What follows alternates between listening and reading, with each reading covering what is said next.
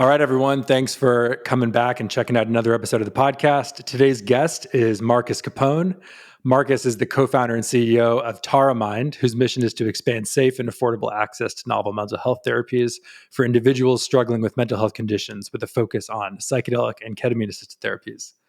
Marcus is also the chairman and co-founder of VETS, which stands for Veterans Exploring Treatment Solutions. VETS is a nonprofit that provides resources, research, and advocacy for U.S. Special Operations veterans seeking alternative mental health treatments. Marcus is a Special Operations veteran himself and retired from active duty in 2013 after several tours at SEAL Teams 10 and 6. Marcus, thanks so much for joining the podcast. I really appreciate it. Yeah, Bram, thanks for having me. Love doing this and love doing it with you. So appreciate Thanks, the man. opportunity. Yeah. Yeah, I think that there's eventually going to be like this pipeline of people that have been on my podcast and then Joe Rogan's podcast. And I think if I had to guess, based on all the people that I've talked to, it's probably going to be you first. So I I would love appreciate that Yeah. you're gracing our podcast audience with your presence before you end up on the mega shows. No, I mean, I didn't even think twice about when you asked me. I mean, you and I have known each other now for a number of years. I consider us, friends, and obviously you're also we're also partners here, right? You're an investor in Mind, and we appreciate that. And so I never even blinked once when you said come on your podcast. So I would have I asked you appreciate eventually it. if I even initially when you started and I didn't know you had a podcast. If I found out you had a podcast, I would have sent you an email and said, "Hey, why aren't I not on your podcast?" So, That's a good question. Well, we're fixing that yeah. today.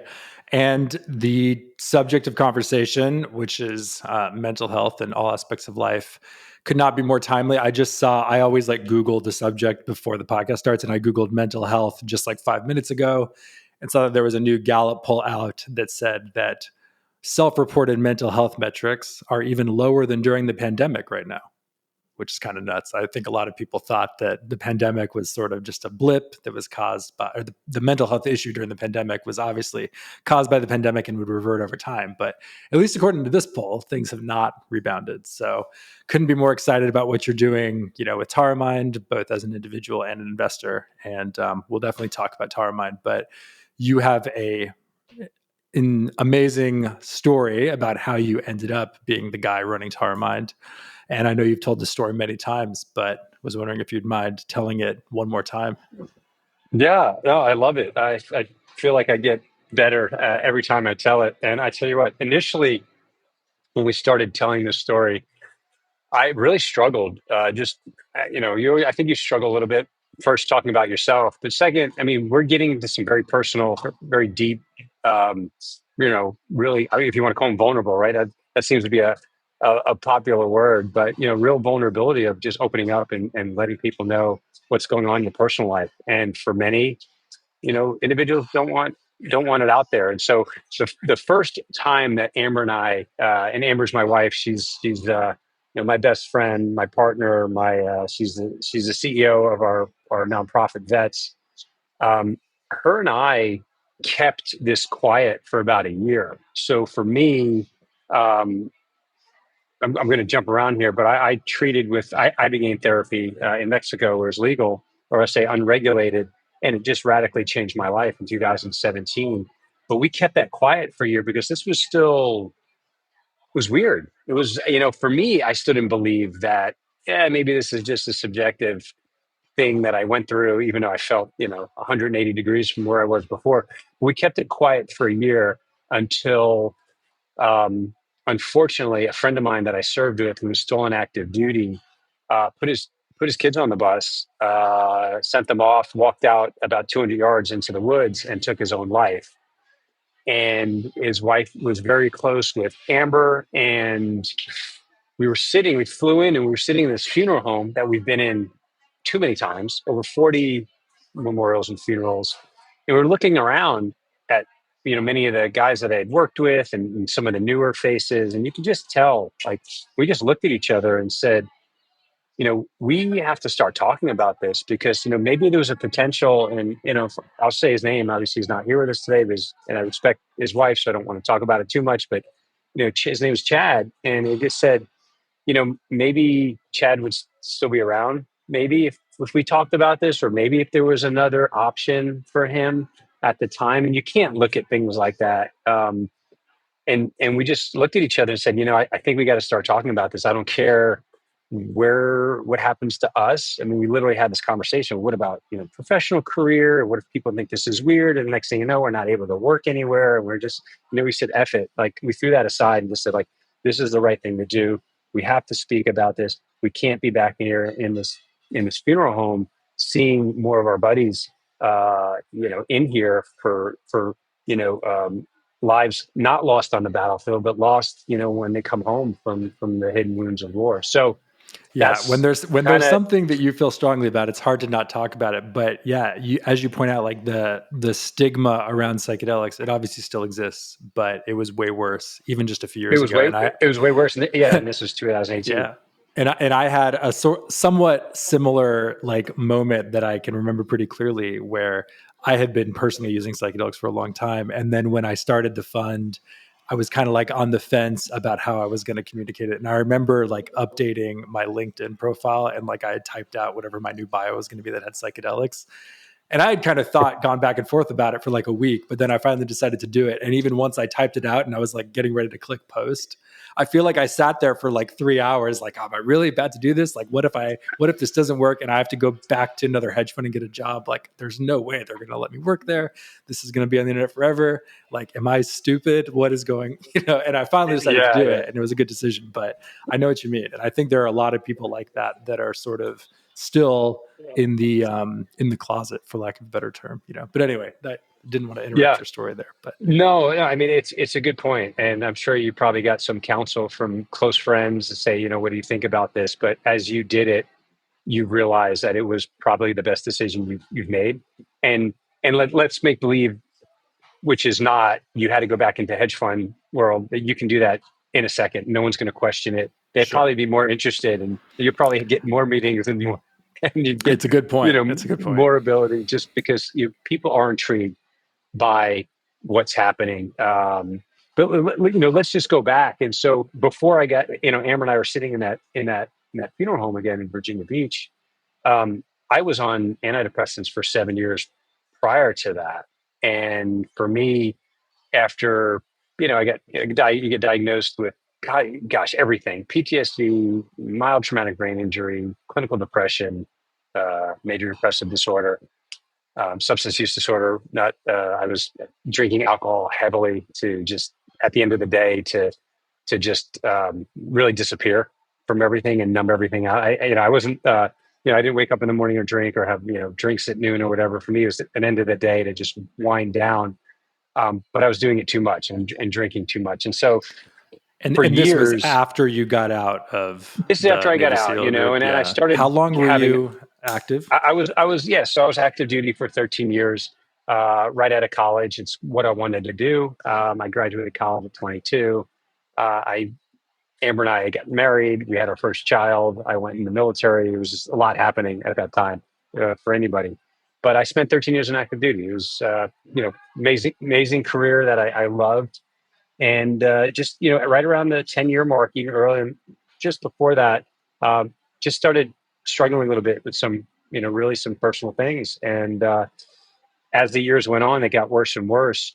And when I got out, I really started trying to figure out what was wrong with me. And I started seeing, more doctors, and was getting prescribed more medications and moving over to like mood stabilizers. And then I started getting prescribed like New Vigil and Provigil for like focus, because I was having trouble focus and sleep. And, here's the thing: as you get more prescriptions, you really get worse. If you're not getting better, like, you're not really staying the same. You wind up getting worse because the side effects are so bad. And it came to a point, 2017, where I would have done anything you would have told me, Brahm, if you would have said, "Hey, this is going to get you better," because I felt like I had done everything to that point. And Amber had arranged, she was working with a doctor, Dr. Kirk Parsley, uh, kind of legendary Navy SEAL, went to medical school and came back as a SEAL doctor. And he left the military because he was helping individuals that weren't getting help by the system. So he was doing all this work for SEALs that were both in and out, and that Navy medicine kind of looked at him like he was crazy. He joked about it. He called it all the old graybeards. just didn't believe in any alternative therapies. They didn't believe in testosterone replacement therapy. They didn't believe that sleep was good. And so here he was, is literally saving lives, and the military didn't want to hear anything about it. Finally, he's like, I'm out of here. Like, I can't do anything. So he left. Well, long story short, he was working with Amber in the background. uh, he's the one who approached us and said, "Hey, I think Marcus could benefit from this." And so they arranged for me to go do Ibogaine, and it just changed everything. And to pay it forward, because the healing was so profound, and I still to this day I joke, I say nobody goes and sees a therapist or takes an antidepressant, or does EMDR or some of these other things and says my life was radically different, but when you hear people who do psychedelic treatments, they literally say my life is radically different. And that's what happened to me. And so 2017, after my treatment, we started a nonprofit called Veterans Exploring Treatment Solutions, really just to pay it forward. So I started helping one friend, and that friend, brought in two more friends, and those two friends brought in two more friends. And it just grew organically. And to date now, what do we 2025, this year, we have reached veteran number 1,000, fully funded at five or $6,000 per individual. We cover all the preparation, treatment, and integration support, and it's really like an amazing thing that has blossomed. We have research studies that have been completed with Stanford and Ohio State, Johns Hopkins. Amber's working on a study with Columbia to do kind of the first of its kind couples MDMA therapy. So there's just like a lot of really cool stuff that has happened, because of that. So we're working on the Texas Ibogaine initiative now with Brian Hubbard and former Governor Rick Perry and a bunch of other folks that is going to be really exciting here in the near future. Actually, we're going to testify next week. And the success of vets garnered a lot of interest.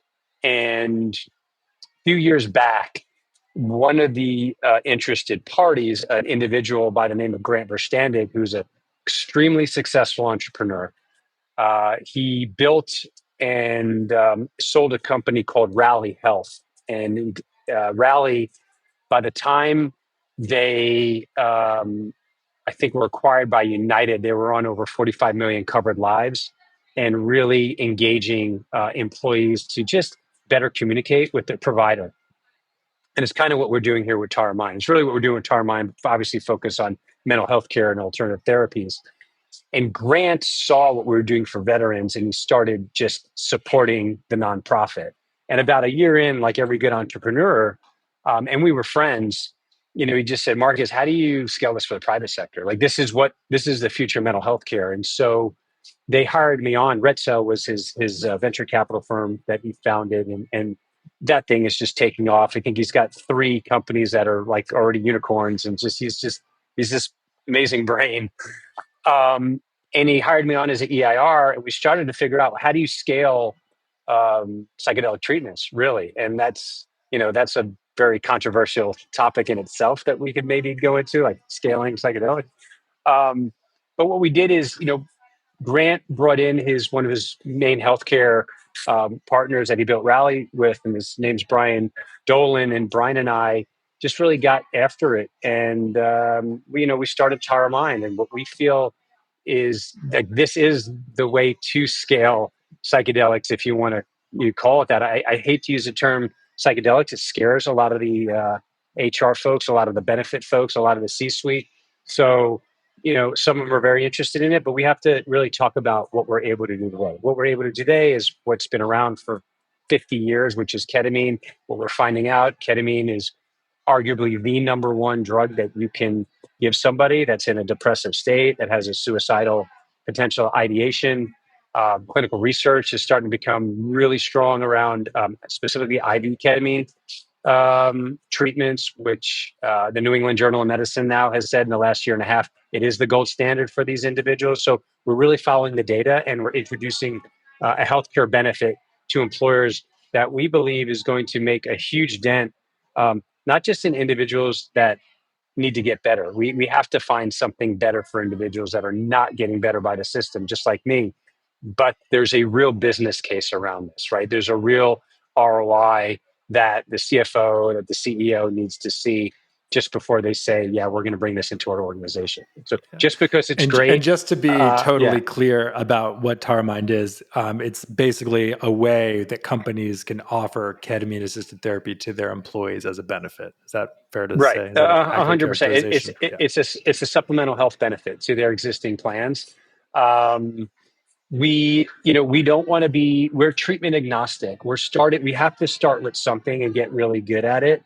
But we believe the data is saying that IV ketamine is the number one thing that you do for individuals that are treatment resistant. So that's what we want to do. We want to go in and follow the data. This way, nobody can say that we're doing anything that's anecdotal, right? So we show them the research, we show the New England Journal of Medicine, we show them that this is being covered already with several blues. Wisconsin Medicaid is now covering it. Kaiser in California, in certain respects, are covering it. And so, I always feel like if you can follow data, nobody can argue that.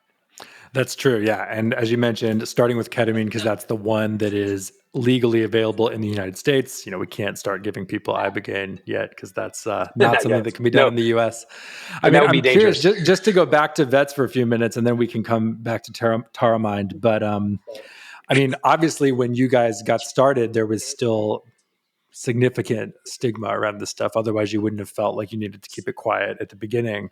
Do you feel like now, given all the success that Vets has had, and also given the attention that Michael Pollan's book and Tim Ferriss and Joe Rogan and countless other like podcasters and influencers have brought to psychedelics, do you feel like that stigma is like totally gone, at least within the military circles, or are there still folks that might be Navy SEALs or Green Berets that think psychedelics, this is hogwash, this is crazy, like these guys are nuts? Yeah, I mean, I would consider like politics. No matter who Yeah. gets elected, there's still 100 and something million people that don't agree with Yeah, that at all. sure. So, I think we're still dealing with that. Is that there's a camp out there that fully believes in, these are medicines and they need to be regulated and clinician guided, and we know it works. And then there's others that have never heard of this before. And so when you bring it up, they immediately fall back to, well, that's a recreational drug, it's addictive, it's weird. And so there's a constant like this education challenge that we are on the road. I mean, that's all we've done for the last 2.5 years is really just educate everyone, educate the market. But the thing is, when you sit down with people and you talk about this just like you and I, everybody seems to get this. It's like it's almost 99% get it at that point. Um, but getting there to just have the discussion could potentially be challenging. The other part is too, of course, there's definitely still some risks. So, when they started understanding that ketamine treatment was really beneficial for individuals with clinical depression, the first thing they would say is like, well, what about Matthew Perry? Like, Right. so we were Yeah, dealing that with was a that for like huge a blow. I mean, I while. I feel like for the 6 months after that news story broke, every Zoom call I had some segment about Matthew Perry, and people were always asking me about that, and for good reason. It was certainly Mhm. unfortunate, but yeah, it did a lot of damage to the space for sure. But he was Yeah. using the stuff totally irresponsibly and not in a way that anyone associated with Taramind or even most people in psychedelics would suggest that you use these drugs. He basically, It, it's from what I gather, he had a doctor who was just milking him for cash and was just giving him as much stuff as he could to get money. And I believe the day that he actually died, there was a number somewhere near 19 vials of ketamine was like was shot up into his system through intramuscular um, delivery. And so, here's a person who was abusing drugs, taking way too many, taking them at home, which again, we can get into. It's a whole nother conversation.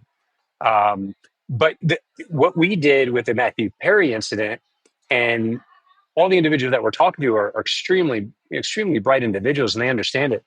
They understood that this is why there's a need for a Tara mind, right? To make a regulated kind of clinician guided approach to something that, again, we're hitting a part of the population where there's this huge gap, which is high risk, high cost, and somebody has to fill it, and that's what we're doing. We're filling it the right way.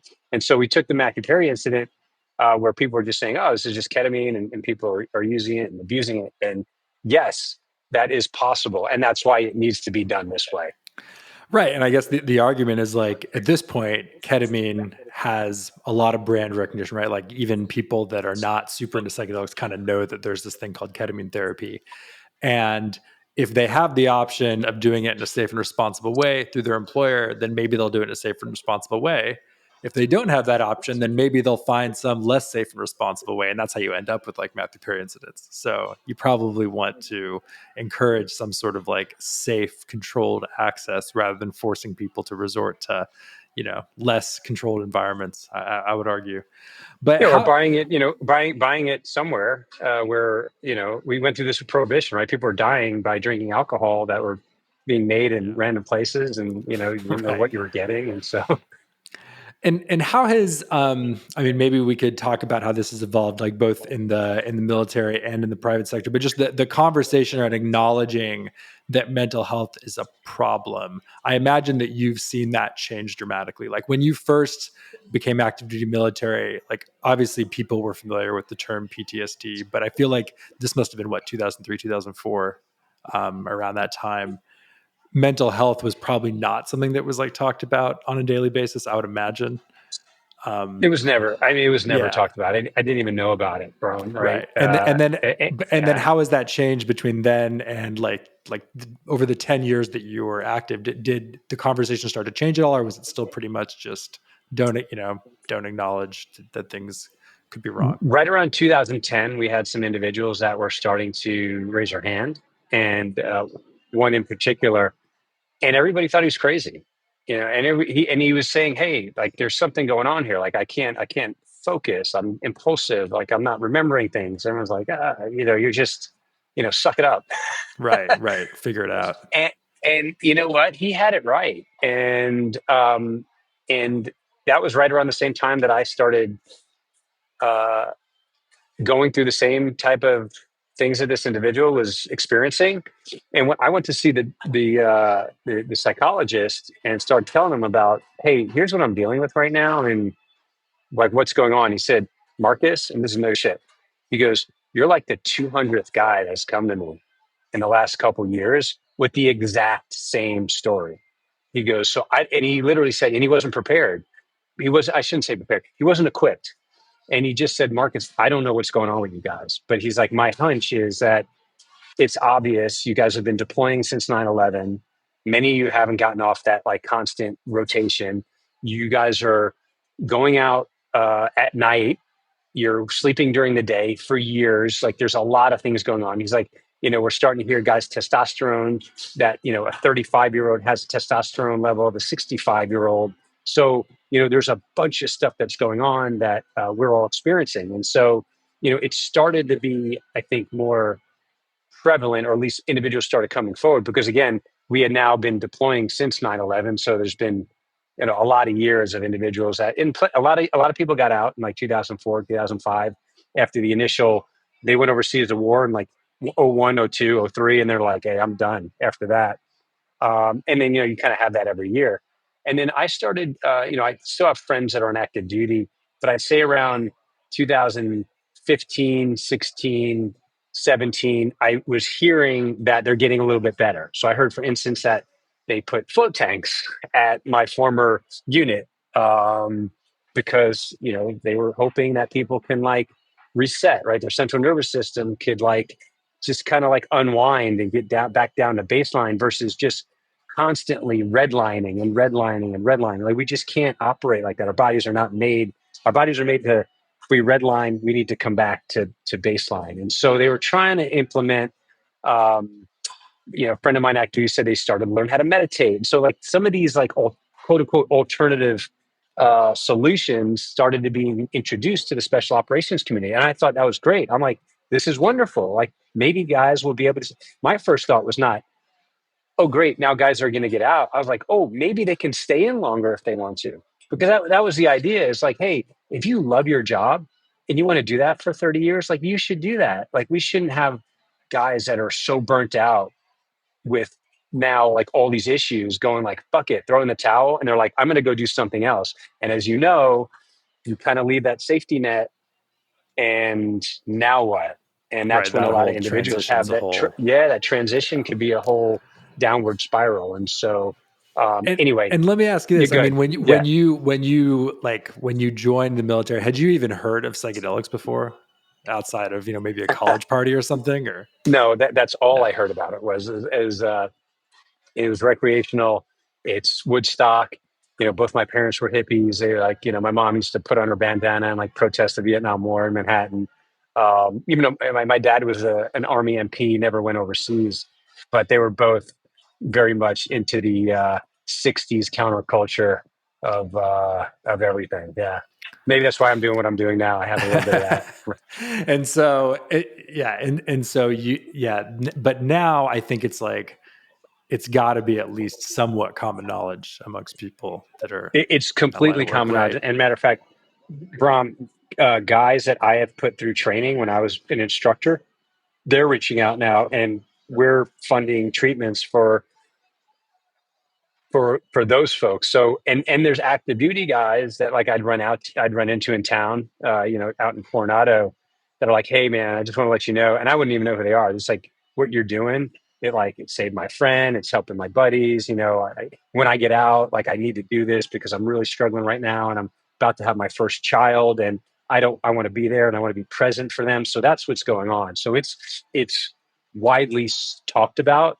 There are definitely a lot of individuals that are doing this on their own, but then there's also others that are doing the kind of retreat path with programming and prep and integration, and what we of course preach and feel is the best way for an individual to get better. Yeah. Yeah, well, I mean, it's good to hear that you've seen like the conversation change. How do you feel that that has played out in the corporate world in which you now operate? I mean, when you go and you talk to the CEO of, some big company, do they acknowledge that there is this thing called mental health that could potentially be a problem for them, or do they just kind of brush it off? Like, I'm sure it's a bit of a mix of It reactions, it but is what would you it's say all is the like the above. environment? It's all the above. There's plenty of C-suite, as you know, that are doing these.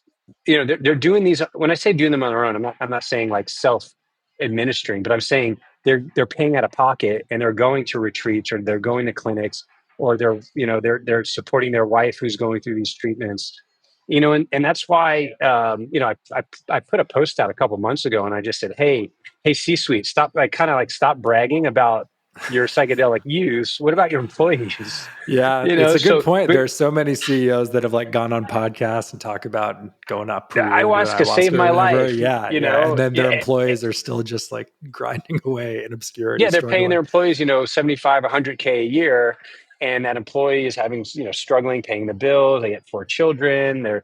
And they can't come out of pocket five or six or $10,000 for a treatment, right? And so I think that's what my whole bias about this has to be regulated, because the only way that we're going to get individuals who can't pay for this is to subsidize them, right? And the only way you can subsidize them is to have some type of regulated access system put in place, and that's why we're going after this at the federal level, and we'll make it happen, but it's going Yeah. to take some time. So Do you find that when you talk to these C-suite folks, does the economic argument sway them if they weren't already, into what you're offering? And when I say economic argument, I mean this idea that people with poor employees with poor mental health actually cost your company money because they're not performing at the level that they're capable of performing because of depression or anxiety or whatever it is. I know you guys launched like this mental health cost calculator on your website, and if you just Google the cost of mental health in the workplace, there's tons of articles from different sources that estimate it to be anywhere from, a couple hundred billion to, I saw some Reuters article that was saying it's like over a trillion if you look at it on the global scale. Um, yeah, does that and then argument land with people, it or do they it just kind always of lands. view it as if like, well, I don't really actually see that money leaving my bank account, so I don't really believe it. It's like a soft cost type thing. Yeah, well, But there's you're saying it yeah, lands. it lands. So there's definitely both hard and soft costs built into there, and the soft cost being loss in productivity, absenteeism, right? But we have those numbers, right? And those numbers are very strong numbers from like IBI and some of these research institutes that have been pulling the data for a number of years now. Um, Everybody understands the numbers when we show it to them. That's why I think this cost calculator that we launched is so valuable, right away we had over 55 individuals that, we're tracking everybody who's looking at the cost calculator because they're interested. They want to know, okay, if I have 100,000 employees, what's this actually costing me today? So we're very explicit in there. We show them what their current spend is with, let's say, 100,000 employees. Very simple. We multiply 100,000 by, let's say, roughly 12,000 per individual. That's a big number. Then we show them what the individuals who have, uh, according to the data, conservatively, treatment resistance and what that's going to cost the company. And then we show them potentially what we can save. And right now, individuals that have access to ketamine therapy, reductions of emergency room visits over 90%, right? So these are the Wow. individuals that are going to the emergency room and they're ending up on short-term and long-term disability. And we show all these numbers in this cost calculator. So like you said, if this decision is being made strictly on the bottom line, it's very easy to look at. Matter of fact, we are having individuals reach out and asking us because we built this cost calculator. So this is proprietary. We didn't get this from anywhere. We put it together. We're having other portfolio companies reach out to us and say, "Hey, we'd love for you to build this for us, or we would like to take that and build it because it is so powerful. It's such a good metric. We can tell the story, right? Like I bring that to the table. I can tell the heartfelt story to say, hey, this helped me. It saved my family. This is going to help you. It's going to help your employees. You want your employees to be better. You want them to be happy and more productive. Oh, and by the way, this is going to save you money, which, Brahm, in healthcare, you've been involved in healthcare.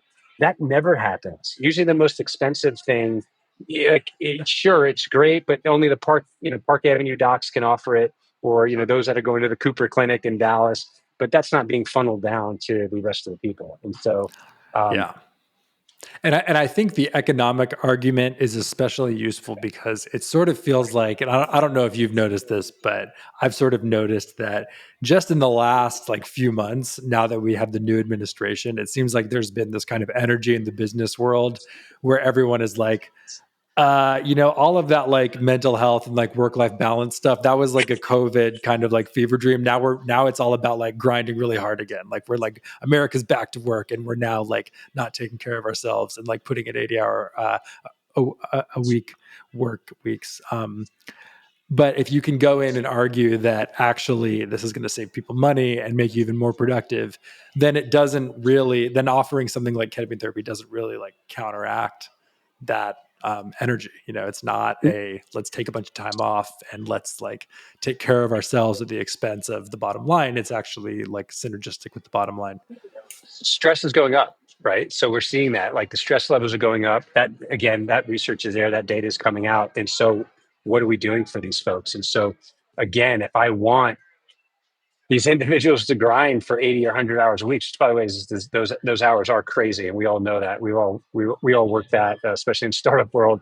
But we do need to find ways to help those individuals, right? And if this is the way to help those individuals, and if the C-suite wants to make decisions off of how do I keep my people grinding when they start to burn out, we got to look for other opportunities outside of employee assistance programs, outside of EAPs, because at the end of the day, EAPs are great for what they're built for. They're built for you to have 8 to 12 sessions with a therapist that may help you get through some stuff. But Wait, as you and I what is an both know, EAP just for people that are not like in the healthcare lingo?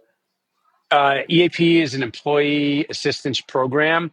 They have a combination of like financial education, but in our world on the mental health side, it's they also offer therapy support in a bunch of different ways. So like you can get on a phone and immediately dial a therapist, or through maybe the technology, you're able to connect with a therapist and do traditional kind of talk therapy, but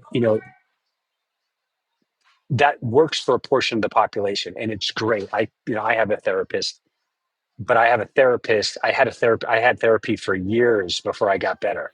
Right. Right. And Yeah, it's so not a if quick if the fix. it's not a quick fix. And I always think we need a therapist or a coach. I think it's just great. I mean, I always used to joke, even Tiger Woods at his best always had a coach, right? Like we always need somebody. And there is a place for that. But there's also a huge gap that we're talking about here that the therapy won't support, right? And so that's where um, we believe alternative approaches to medicine, starting with something like ketamine therapy, is going to help those folks that aren't getting the benefit from the quote unquote EAP. And that's why we need to work alongside the EAPs. And so we're talking to several of them. We're trying to figure out what a partnership would look like, because we're synergistic. We should be collaborative. Yeah. And so at this point, you guys started Tara Mind, what, 2022, 2023? It's been 2022. it's been 2.5, 3 years now. What are some of the lessons learned, or maybe I wish I had done this differently type things? I feel like every person running a company has at least one or two of those. But I am curious to know that, and I'm also curious to know, just because you have an interesting career in that you've worked both in the military and in the nonprofit sector and in the for-profit sector, and would love to just kind of talk about like the comparison and contrasting of those three different like work styles and what's transferable, what's not transferable. But yeah, maybe we'll get to that in a second. We could just start with the first thing about just what Yeah, has the I mean, Terramine journey been like, and the Tarpon journey is incredible. What have I learned? I think the one thing that was, I think positioning is a big, if I want to call it a lesson learned. I do feel like we've positioned ourselves differently, although what you're getting has been the same.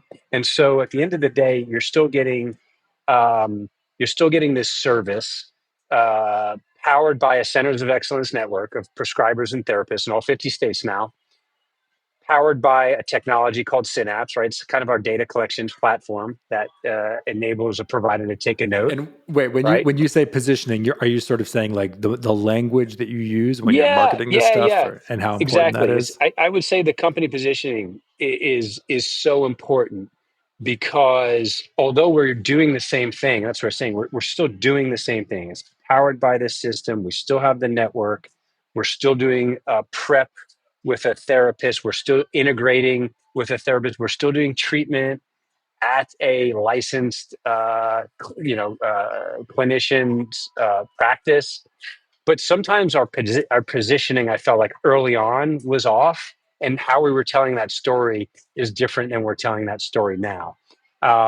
In the beginning, we never really talked about cost and cost savings and how this is going to potentially, save money to the company. And initially, it was like all about the story. And what we've realized is that because medical trend is increasing this year, it's going to be close to 9%, meaning like every company, if they do nothing at all, They're paying 9% their more. their medical bills are going up 9% on every person, right? So we have to figure out a way. So what does that mean if I'm an HR director, I'm the C-suite or CFO? I'm going to look for ways to cut that cost. And so as this is happening, we're going, well, wait a minute, we can't just give them another product to use if medical trend is increasing. And so really, again, we're doing the same things in terms of the benefit they're receiving. We're just positioning it in a different way, because what they want to hear is, hey, how are you going to help me reduce my cost? Like, this is great. You're going to give me something new.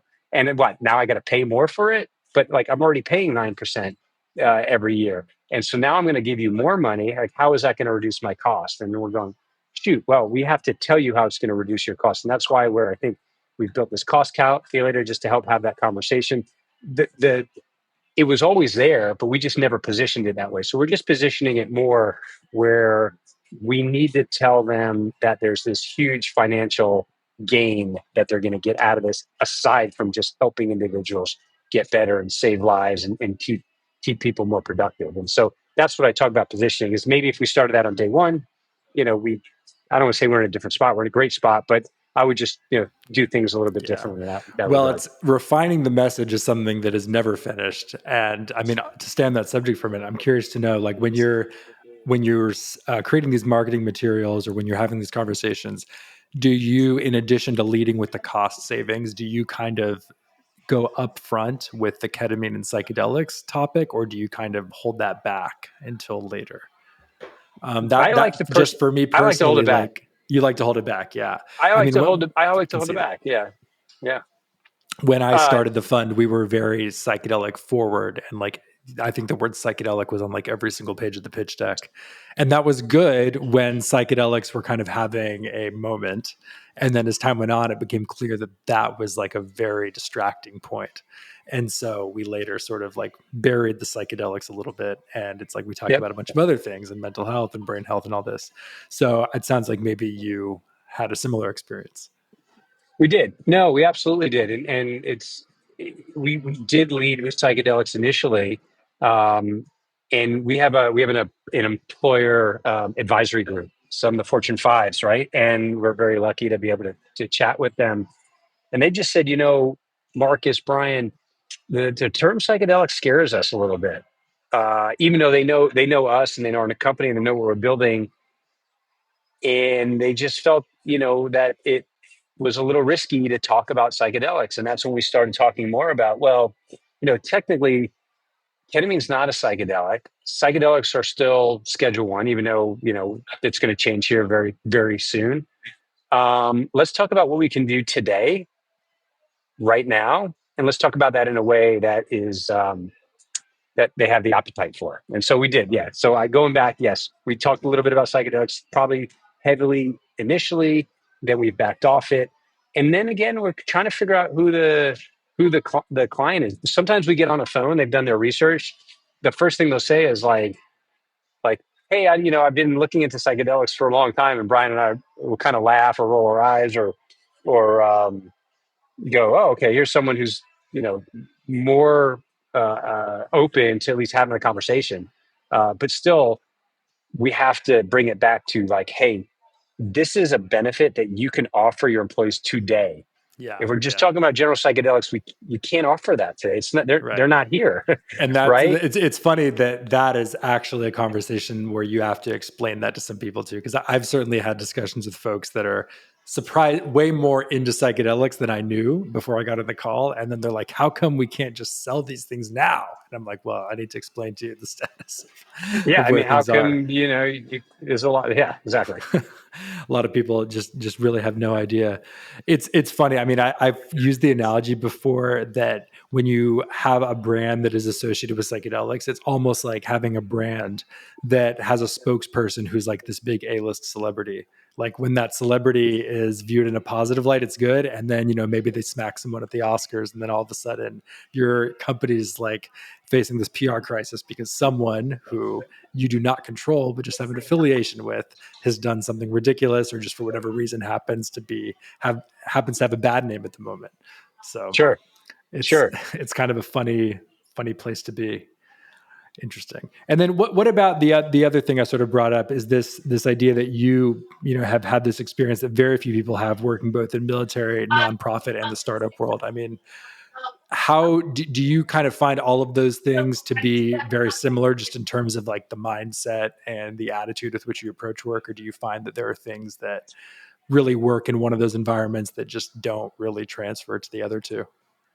Yeah, there's definitely things that transfer. There's definitely things that don't. I'd say the thing that does transfer is probably like everything else.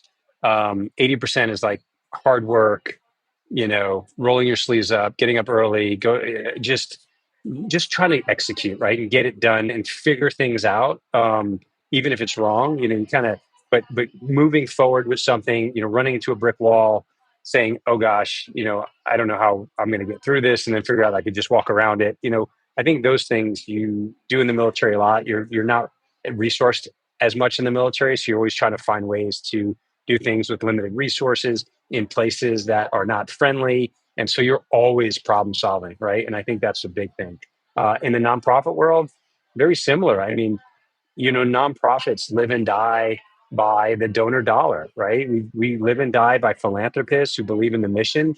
And so when you're not selling a product, a widget, a service, how are you making money, right? We're going out and we're telling our story, and we're hoping that individuals who align with what we're doing become our charitable partners. And what that means is that they're writing checks every year to see our mission continue on.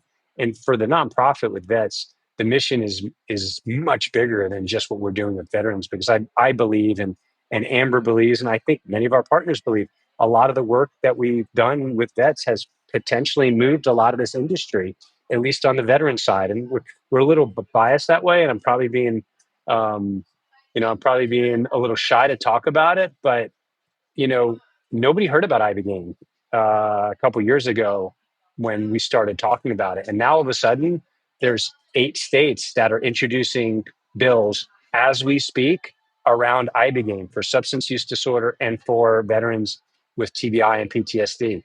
And so, I believe we had a huge hand in that. We all do, and we'll own that. Like, let's keep going. And then so then from nonprofit to for profit, and I have started a few companies out of the military, but it's the same thing. It's like hard work, figuring out a problem that is there's no solution to, or that you feel like you can do a better way with it. Um, I've definitely learned how to manage a budget extremely well at Tara Mind. I think if I didn't know anything or didn't know anything about the industry, the one thing that we've done well is we've just always stayed under budget. Like I've never just wanted to show up to a board meeting and our budget was at like 1 million and all of a sudden I came in and we're at 1.5 million in spend and everyone's going like, Marcus, what happened here? What went on and why are we only knowing about it right now? And so that's the other big piece is just managing the finances in a way that we continue going. You know what I mean? Like we keep this thing going, we keep the company going, and it shows that we're just being diligent in how we're resourcing and spending when we need to and not Yeah. spending when we're not. So On the fundraising side, I'm curious to get your perspective on this. I've never raised money for a nonprofit before, but I know a few people who have, and I have this idea in my head that on the one hand, it might be easier to raise money for a nonprofit because the proposition is very simple. You give me money and you don't get it back. But as soon as you start asking people for investment, then they have all and these you get a questions deduction about like, and, yeah, and and you you get get a a deduction. deduction, right? Maybe you get a guaranteed deduction. But if you're raising money for a company or for a fund, then people have a million questions about like, well, how much am I going to get back? How long is it going to take? What are the risks? Blah blah blah. Am I right on that, or is You're raising money 100. for a nonprofit more difficult? Like, were they both difficult? Was one easier? What would you say I'm the not going to difference is lie. there? If Amber and I come back in our next lives together, I'm not sure we're going to pick something that is so difficult. Again, it's not like we chose this. We fell into this through our own personal experiences in life. But just as a joke, I mean, we started a psychedelic nonprofit for veterans, where psychedelics are Schedule One and illegal in the U.S. and somehow figured out how to put that together and then have to go out. So you're dealing with veterans and psychedelics. Let's just generalize for a second and be a little bit of let's say biased, but subjective in saying like psychedelics are more left leaning and veterans are more right leaning. So we took something that's like left leaning and right leaning, and when we go to the psychedelic, let's say charitable givers, they may not so much love veterans. And then when we go talk about, hey, we need veteran healthcare. Oh, what are you doing? We're dealing with psychedelics that potentially are left leaning. So we got this weird thing going on where it's almost like extremely difficult to like come up again with the positioning and what that story is of raising money from someone who's very interested in either psychedelics or veterans and like putting those two together. It's just been extremely challenging with the right messaging. We have a great team. Amber runs just an incredible tight ship, and she works ridiculous hours, 7 days a week. We both do, but sometimes I'm impressed by her. Like I learn by her. She's like my mentor sometimes. But just doing this has been extremely challenging. And then, fundraising. I think we've had over 75 or 80 meetings initially when we raised our external round, um, and that was just again, it was difficult, but I felt like it was just something that you had to do. You just went from meeting to meeting to meeting to meeting, and you did the same thing. I'm hoping, if we have to raise another round in the future, which I mean we will at some point. I hope it won't be that hard. I hope it won't be as many Yeah. meetings. Right. Um, So which one was more difficult, or were they both kind of equally difficult, just in different ways? for some reason, I feel they were equally difficult in different ways. I do feel like raising money for vets has been has been a little bit more challenging. And again, Really? I think it's because of the. I think it's because of the landscape. It's just been it's been a tough go because people are scared of psychedelic, right? So when they want to help veterans, and I go to like this extremely conservative individual in Texas who loves veterans, and I'm like, hey, I want to raise money from you for this psychedelic nonprofit. And they're like, wait, Really? wait a minute, Now what? is that I can totally see that being the case maybe, in 2017 or 2018, but I feel like today, you say the word psychedelic even to the most conservative guy and they'll say something back like, "Oh, I've heard that's great for veterans." It's getting It's like better. that has been It's getting better. programmed into everyone's It's psyche. So definitely it's getting better. It's getting better, and we've done, and a lot of it has to do with just again the work that we've been doing, and yeah. You guys are a everybody's big doing it part of across the changing board. that. Mhm. We're a big part of changing that. There are definitely other groups out there that are doing it. The conversation now is easier, and I promise, if we speak in another year or two, it'll be different. But I mean, our budget this year is going to be just uh, be close to $5 million, and this stuff is really happening, and so we have we have incredible partners, and we'll just hopefully fundraising does get easier. We're putting some more infrastructure in place to make that happen actually as we speak. So That makes sense. Now, yeah. I know we're kind of coming up on time, but I do have to ask. I mean, what's your take on this new administration? Do you feel like there are going to be positive changes for the psychedelic world because of it? Do you feel like it's not really going to make a difference either way? What's your take there? Yeah, I'm extremely hopeful, extremely positive. I think the whole Maha kind of make America healthy again movement and commission is very real. I was just at a health summit that Ford Smith and Evan Baer put on, and it was incredible.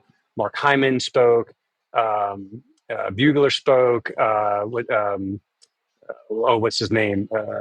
Who's going to live to like 150 years old? Brian Johnson Oh, spoke. Brian Johnson. Yeah. Yeah, and so the movement is very real.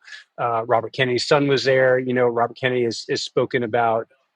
He speaks about psychedelics, right? Like I think he talked about it, healing himself, from some of the stuff that he struggled with in the past. And so I think we have to break down. There's a we have to separate that from everything that's going on right now in the administration, right? There's a lot of things going on, and some people, and I'm not going to get into it here. What I agree with, what I don't agree with. I think there's a lot of positivity happening, but I want to focus on this, right? I want to focus on what we're doing with veterans and psychedelic therapy. I want to focus on Tar Mind, what we're doing, and so I'm very positive what's happening there. I think I think this is a bipartisan issue. I think if you can't agree with healing people, there's something wrong with you. And so that's what I love about this right now. Like, I think now is the time to like put our differences aside. Let's not get political over how we're doing this. Like, I just think we need to do it because it's very real. There's over what 300 clinical trials going on right now around psychedelic treatments, and like they're starting to move through the phases there. So, Yeah, it's an exciting time for sure. what are your What? thoughts? Yeah, I mean, look, so it's funny because like when Trump got elected and people got the sense that RFK was going to be put, in the position that he is, every single person that I talked to would ask me this question, and it's like on the one hand, obviously very hopeful.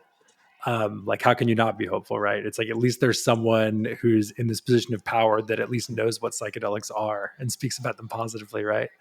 On the other hand, the cynical side of me just, I think back to Trump 1.0 and how quickly people kind of turned over in the administration. And I'm like, how long is this RFK guy going to last? Is he going to make it the whole 4 years? Is he going to get fired? I think that RFK genuinely believes the things that he says about health. I do wonder to what extent Trump cares about health. He's never really struck me as someone who puts health first. So Sure, it's like, is sure. he? Yeah. So we'll see. I mean, if he gives RFK the leeway to do what he wants, I have to imagine that psychedelics is somewhere on RFK's like top 10 list, or at least mental I, th- health, maybe not psychedelics specifically, I but think you will. I feel positive about that. Just having some of the conversations with some of the spider webs of networks that fall in there. I think they're going to listen to what RFK has to say and says, "Hey, this is what we need to do." As long as it's not too crazy. If it's too crazy, of course, I think they'll bring him back. But if it's at the core of of what we all really hope for. And I think what we really all hope for is, open up access to treatment here in the U.S. Let's get these drugs through the FDA that are showing efficacy. Let's cut some red tape from, I think, the overregulated decision makers. Again, as long as we're safe and we're effective, like, let's not make that too difficult. And like, let's go. Yeah, I am cautiously optimistic that you're right. There you go. I'm So optimistically, yeah. we're kind of at the end of our time, but let me just ask you, Marcus, like what should people look out for from you in the coming year? Like what do you have cooking? Man, we have so much cooking. I think let's just talk on the nonprofit side. Um, right now, we're working on California bills, Rap C, trying to, we have a sponsored bill out there that I think will take some time. But again, we're trying to open up regulated clinical trials and access in the state of California for veterans. In Texas, we're working on the Texas I Began initiative again with Brian Hubbard, who came over from Kentucky. Who's a very good friend and was really just an animal and super bright individual that is quarterbacking this.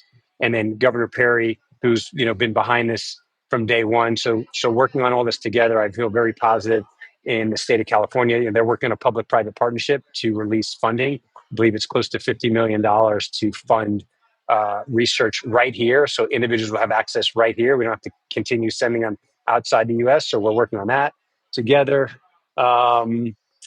Trying to think what else. And then on the tar mine side, we're just going. I mean, it's awesome. We've launched, like I mentioned, our first uh, two clients in Q4. We're onboarding 4 more now. So it's just happening. We're having tons of conversations with different labor unions um, and so it's exciting. I think Tarmind is going to be, in the next year.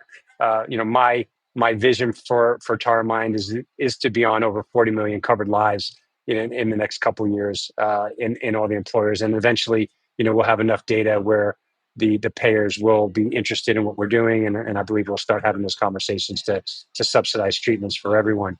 It's a lot of At the covered same lives. That's time, like 10% of the US population. I like that vision. that is the vision. I mean, that's what we're doing, right? Is figuring out a way to scale it correctly and really get it covered for people who need it most. Um, because that's not enough work. My wife and I, at the same time, we finished a documentary called "In Waves and War." It premiered at Telluride in the end of the year. It's being picked up by all the other film festivals. Um, we're in conversations right now about distribution, some of the top 3. And I think that's going to be exciting because it's a very powerful message about 3 individuals, myself being one of the primary subjects. Amber and I are also co-producers on that, but it's a really good movie. It's 90 minutes. You can see it at the film festivals. They do some online streaming, but other than that, you won't have a chance to see it unless it gets distributed online. Got it. It'll be on And Netflix then soon enough, I'm sure. it'll be on Netflix soon enough, for sure. Hopefully. And then at the same time, Amber and I started writing a book with a ghostwriter, and so we've been running through that. We do it super early in the morning because when else would we have time to do this with everything else? But wake up real early, put my earbuds in, I go for a 2-hour walk. I talk to our writer about kind of everything that Amber and I have done, before, during, and after, and getting to this point, and really the future. I feel like we're just getting started again. Her and I love doing. And, I think when life feels too comfortable, we feel like it's got to get a little bit more chaotic. And so we thought this is the perfect time that we should be writing a book because we need to tell our story. We need to get it out there. We need to give hope to other people, to other couples. And there's a lot more we want to do in the future. So. I love that, man. So if people, let's start with the vets. So if people want to learn more about vets, maybe potentially donate, what's the website? Yeah, thanks, Brahman, and I appreciate that. They can go to vetsolutions.org. There's so much information on there. There's a place to donate, get involved. We would love to have more people be involved in our mission. And then for Tara Mind, which is pronounced Tara, not Tara, as Yeah, I've been Tara, reminded. Tara, tarmind.com. you can go to our website. We also have information on there. You can see what we're doing, social media on both platforms. And so, yeah, please look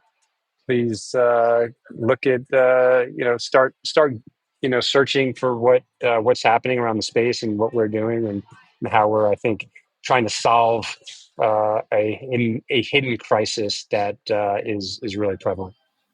Yeah, it makes sense. So if you're a CEO or executive that thinks that you should allow your employees to do psychedelics in addition to you doing psychedelics, which if you're listening to this podcast, you probably already are doing, then taraminded.com. There you go. Awesome. Thanks so much, Marcus. This was really fun. Anything else that you wanted to say that we didn't get a chance to cover, or anything that you want to leave the audience with? No, I would just say that mental health is a real thing. I think it's a real issue. It's not going away. It's getting worse, and we just really need to take care of it. We need to look at it as just another, uh, injury. So if someone hurts their shoulder, they go to the doctor, they get it fixed, and they get back in the game, whatever that is. We have to approach mental health the same way. You're not broken, or you're not injured or damaged forever. You go get it fixed, and you get back in the game, whatever that is. Couldn't agree more. Thanks so much, Marcus. Yeah, Bye. thank you, Bram. Take care.